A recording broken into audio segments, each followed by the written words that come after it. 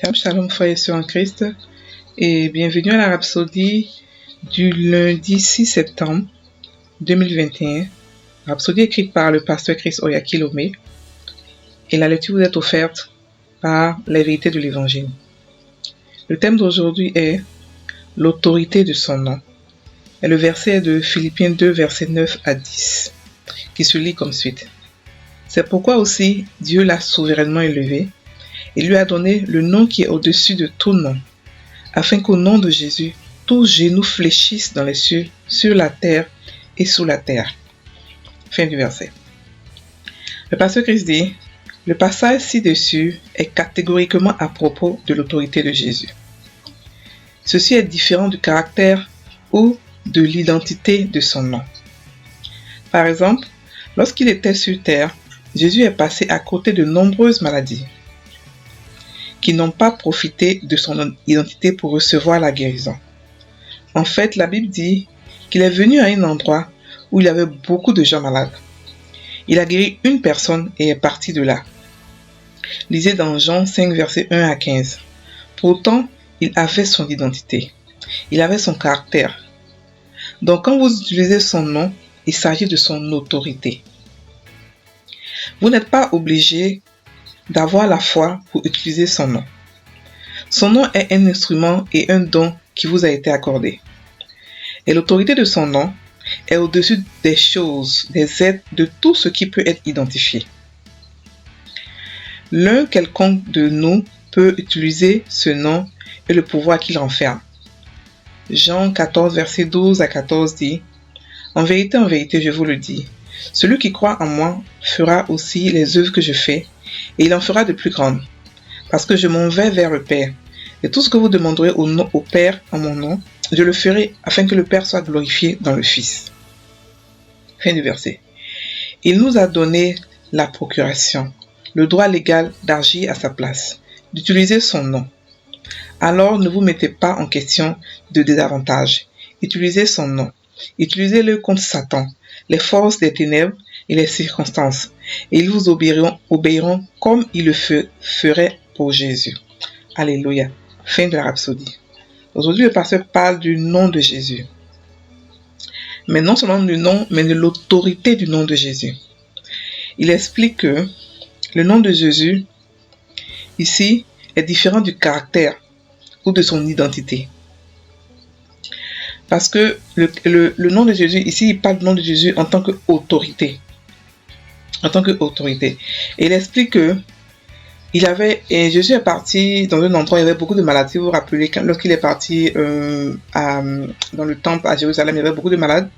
Et puis il a seulement guéri celui qui avait été malade pendant longtemps. Je ne me rappelle plus combien d'années, mais pendant longtemps. Et c'est celui-là qui a été guéri. Voilà. Donc, il a utilisé ici son nom en tant qu'autorité. Donc, le pasteur explique que nous n'avons pas besoin d'avoir la foi pour utiliser le nom de Jésus. Pourquoi? Parce que le nom, avant que le nom nous soit donné, le nom a été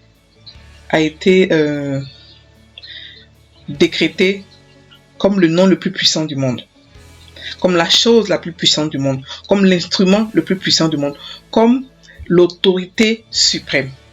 Donc, celui qui utilise ce nom, tout ce qu'il a besoin d'avoir comme requirement, c'est seulement être chrétien et puis croire en ce nom. Pas besoin d'avoir la foi pour pouvoir prendre ce nom, parce que ce nom est déjà fort en lui-même. C'est seulement que le chrétien ne sait pas l'autorité qui est dans ce nom. Si tous les chrétiens faisaient des études pour comprendre qu'est-ce qui est dans ce nom, pourquoi ce nom est si grand, c'est par là que vous comprendrez comment utiliser ce nom et qu'est-ce que ce nom remporte. Le nom de Jésus renferme le nom du Père, le nom du Fils et le nom du Saint-Esprit. C'est le nom le plus puissant au monde. Il n'y a pas de nom au-dessus de ça. Et ce nom-là nous a été donné à nous les chrétiens comme un cadeau. C'est-à-dire que, à part tous les cadeaux que Dieu nous a fait déjà, sa nature, son esprit, sa parole, la foi, tout ce qu'on peut avoir, on est équipé, sa nature, c'est-à-dire qu'on nous sommes comme lui. En plus de tout cela, il nous a donné aussi son nom, le nom de son Fils, le nom qui est au-dessus de tout nom. Le nom qui est au-dessus de tout nom. Au nom de Jésus, tout genou fléchit dans le ciel, sur la terre et sous la terre. C'est-à-dire que toute chose vivante ou non vivante sont obligés, n'ont pas le choix de se soumettre au nom de Jésus. Le nom de Jésus est souverain dans le ciel, sur la terre ici des hommes et sous la terre, c'est-à-dire qu'en enfer, chez les démons là-bas. Le nom de Jésus est puissant là-bas. Pour montrer à quel point ce nom est puissant. C'est un instrument d'autorité. Et Jésus même a dit, en vérité, je vous le dis, celui qui croit en moi fera aussi les œuvres que je fais et il en fera de plus grandes. Parce que je m'en vais vers le Père et tout ce que je vous demanderai au Père en mon nom, je le ferai afin que le Père soit glorifié dans le Fils. Pour nous dire que, avec ce nom, Jésus a travaillé 3 ans. Et pendant ces 3 ans, son autorité ne faisait que grandir. Voilà, il a travaillé 3 ans, il est parti. Mais nous, en tant que chrétiens, on peut faire plus que ça. C'est-à-dire que il y a des gens qui deviennent chrétiens très tôt, peut-être 10 ans, 5 ans, même 8 ans, et ils quittent ce monde peut-être un peu plus tard. Donc imaginez s'ils étaient conscients de ce nom-là, depuis qu'ils étaient jeunes jusqu'à ce qu'ils quittent ce monde. Ils utilisaient et fait de grandes choses.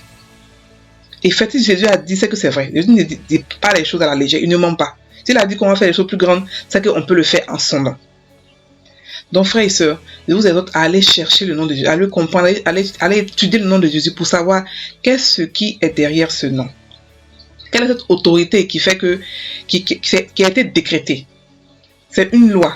Au nom de Jésus, tout genou fléchit. C'est une loi. C'est pas quelque chose qu'on doit négocier. Voilà, non, c'est une loi.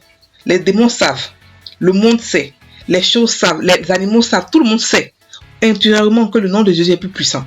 Donc, au nom de Jésus, rien ne peut tenir devant le nom de Jésus. Donc, je vous exhorte, frères, à pouvoir faire là-dessus des études. Le pasteur Chris a fait quelques enseignements là-dessus, sur le nom de Jésus. Vous pouvez chercher et puis essayer de fouiller pour savoir. Faites vous-même votre propre enseignement, votre propre étude aussi sur le nom de Jésus. Vous aurez votre propre révélation, vous comprenez. Parce qu'une fois que ce nom vous est révélé à vous, c'est fini. Vous comprenez maintenant la puissance de cette autorité. Vous commencez à l'utiliser quand vous voulez. Et la Bible dit que faites tout au nom de Jésus. Tout. À la même manière, il y a beaucoup de chrétiens qui prennent le sang de Jésus pour faire toutes choses, au lieu de prendre le nom de Jésus. Le sang de Jésus, c'est pas biblique de prendre ça pour faire toutes choses. Mais par contre, le nom de Jésus, c'est biblique. La Bible n'a jamais dit faites tout au sang de Jésus. Elle a dit plutôt faites tout au nom de Jésus, pas au sang de Jésus. Donc prenez le nom de Jésus et utilisez-la comme vous devez le faire, dans toutes choses.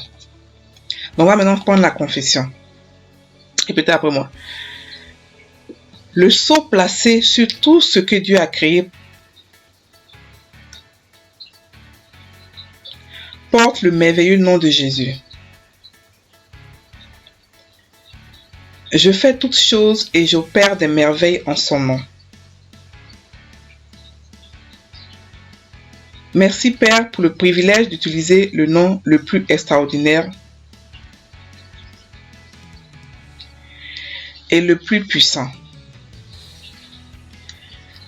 Le nom de Jésus afin d'effectuer des changements dans ma vie et dans mon monde. Amen. Passez une très bonne journée, frères et sœurs en Christ. Soyez bénis.